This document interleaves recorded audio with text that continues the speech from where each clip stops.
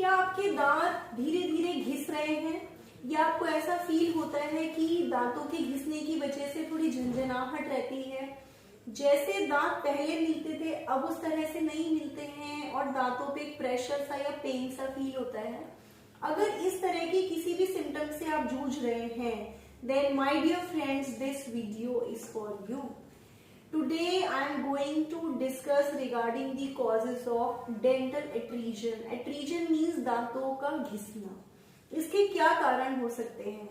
अक्सर मेरे कुछ पेशेंट क्लिनिक पे डिस्कस करते हैं कि मैम हमारे दांत पहले जैसे मिलते थे, ऐसा लगता है कि अगर पहले ऐसे मिलते थे तो अब ज्यादा मिलने लगे हैं, या हमारे फेस की जो वर्टिकल हाइट है वो थोड़ी कम हो गई है और दांत छोटे हो गए हैं।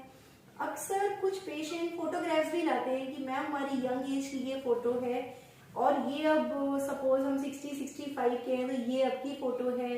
पहले हमारा फेस थोड़ा सा लॉन्ग था, दांत बड़े थे, अब फेस की हाइट कम हो गई है, दांत थोड़े छोटे हो गए हैं। ऐसा क्यों हो रहा है? क्या ऐसा होता है? इसका क्या रीजन है? Thus today I am going to tell you few reason कि ऐसे क्यों होता है। इसे हमारी लैंग्वेज में एडहीजन या आपकी लेमन लैंग्वेज में अगर बात करें आम भाषा में तो दांतों का घिसना कहते हैं। जो एडहीजन है उसका सबसे कॉमन कॉज है फिजियोलॉजिकल एडहीजन।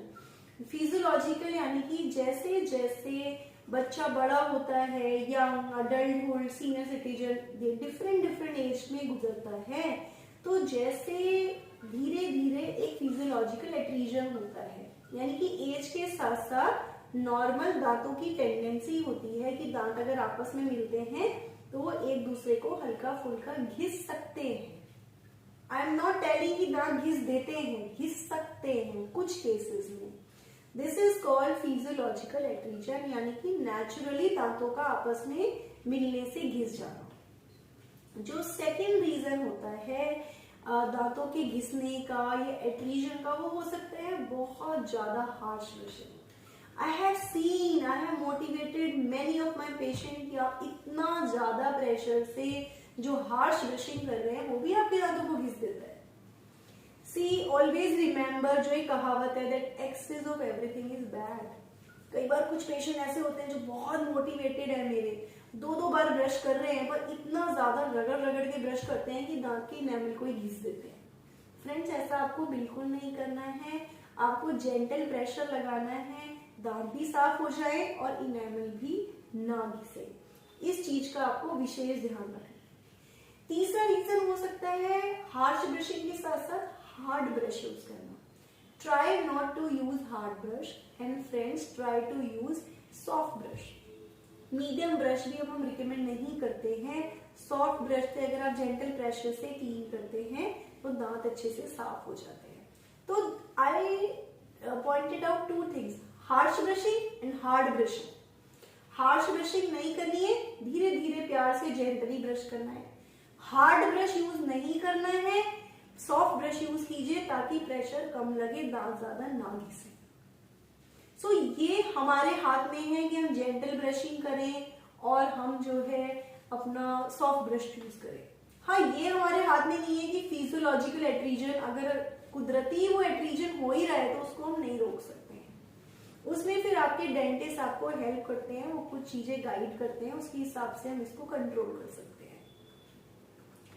नेक्स्ट जो रीजन होता है दांतों के घिसने का वो होता है सम मैलक्लूजन। मैलक्लूजन यानी कि दांत, जैसे आप कहते हैं कि तार लगवाना है, हमारे दांत आड़े तिरछे हैं, ऐसे ही कुछ केसेस में डीप बाइट भी होती है। डीप बाइट यानी कि अगर दांत ऐसे मिल रहे हैं तो आपकी जरूरत से ज्यादा वर्टिकल ओवरलैपिंग है। ज्यादा ओवरलैपिंग होने की वजह से दांतों की जो एजेस होती हैं उन पे ज्यादा प्रेशर पड़ता है। सी इफ आई टॉक, ये एजेस होती हैं इन पे ज्यादा प्रेशर पड़ता है और ज्यादा प्रेशर पड़ने की वजह से जल्दी घिस जाते हैं। अगर आपका डीप बाइट का केस है, किसी तरह का मैलक्लूजन है, तो उसको हम तार बांध के ठीक कर सकते हैं। वायर ट्रीटमेंट के थ्रू हम उस डीप बाइट को थोड़ा सा रेज कर सकते हैं। वो आपके डेंटिस्ट डिसाइड करते हैं कि आपको उसकी जरूरत है नहीं और उस चीज को ठीक करते हैं। इसके बाद जो एक कारण होता है वो होता है ब्रक्सिज्म। ब्रक्सिज्म यानी कि ग्राइंडिंग ऑफ योर टीथ। कुछ लोग अक्सर देखा होगा अगर बहुत ज्यादा टेंशन में आ जाते हैं, स्ट्रेस में आ जाते हैं, तो अपने दांतों को ऐसे ऐसे किटकिटाना या घिसना शुरू कर देते हैं। कई लोग सोते समय उन्हें पता नहीं है बट सबकॉन्शियस लेवल पे वो दांतों को ऐसे ऐसे करके घिसने लगते हैं। दिस इज कॉल्ड ब्रैक्सिज्म और नाइट ग्राइंडिंग। जिन लोगों को इस तरह की प्रॉब्लम होती है उनके केस में भी एट्रीजन होता है। इसको सॉल्व करने के लिए मैं अपने पेशेंट को अगर नाइट गार्ड या चीक गार्ड्स देती हूँ या डेंटिस्ट देते हैं तो उससे कुछ हद तक राहत मिलती है। तो अगर फिजियोलॉजिकल एट्रीजन है या चीक बाइटिंग है या नाइट ग्राइंडिंग है, ब्रैक्सिज्म है, तो उस केस में चीक गार्ड या नाइट गार्ड आपको आराम देते हैं। ये एक तरह का आपके डेंटिस्ट नाप लेते हैं और एक ट्रांसपेरेंट सा आपके दांतों के ऊपर एक तरह का पूरा प्लेट जैसा आप पहन के सो जाते हैं। उससे सोते टाइम ब्रैक्सिज्म की प्रॉब्लम अगर होती है तो आपके दांत रगड़ नहीं खाते और दांत आपके सेफ रहते हैं। सो इस तरह के कुछ चीजें हैं जिसकी वजह से अक्सर दांतों का इनेमल झड़ जाता है या घिस जाता है।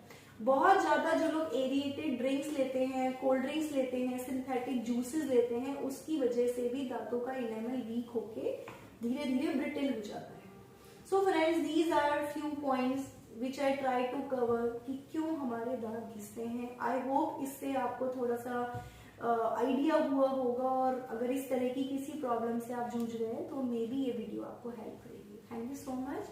नमस्कार।